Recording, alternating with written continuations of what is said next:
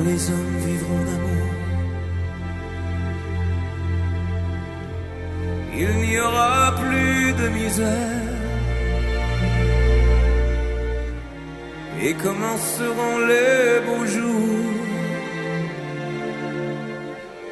Mais nous serons là, mon frère.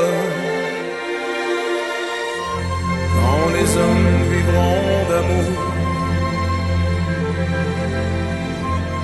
ce sera la paix sur la terre. Les soldats seront troubadours. Mais nous serons là, mon frère. Ensuite, une petite réflexion qui peut amener à penser que le passage d'une décennie à l'autre s'effectue en général par la belle enjambée d'une porte grandement ouverte et pleine de courants d'air joyeux et de va-et-vient. Du moins, c'est en général ce qui se passe durant les 3, 4, 5, 6 premières décennies. Passage dont le présent est bien ancré entre un avant et un après le seuil à franchir. La légèreté de nos pas durant nos 6 premières décennies de vie s'appuie sur une terre ferme et fertile le plus souvent, propice au combat vigoureux et vainqueur. C'est cette particularité qui change, je crois, à l'abord de la 7e décennie. La notion de finitude s'est peu à peu inscrite dans notre chair, justement, dans notre sang, très lentement, progressivement, et toutes celles et ceux qui sont gagnés par le déni de cette évolution sont en général rattrapés par cette vérité nouvelle, en lorgnant lorsqu'ils l'osent le reflet du côté de leur psyché.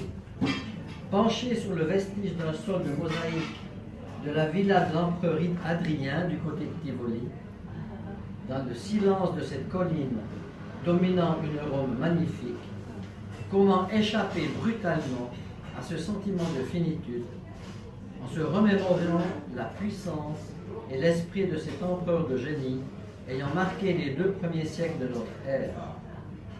Regardant Rome au loin, devant les vestiges de cette villa, le silence de l'endroit prête à l'abasourdissement.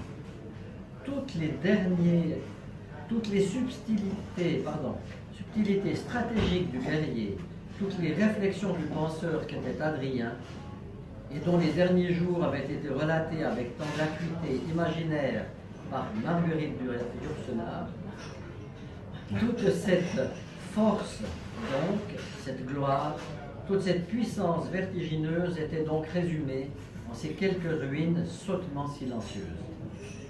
L'impression du vide et du rien de nos vies m'était apparue tellement forte. Elle corrobore aujourd'hui l'effacement du passage de l'homme devant la puissance de la nature, tel que l'exprime si bien, et tout au long de sa vie, le poète Jacotet.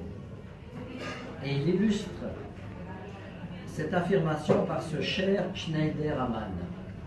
La plus perdue de toutes les journées est celle où l'on n'a pas ri. Tentons donc de s'en imprégner pour bafouer le vide et l'effacement.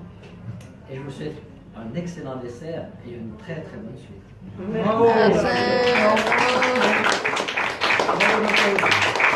Bravo.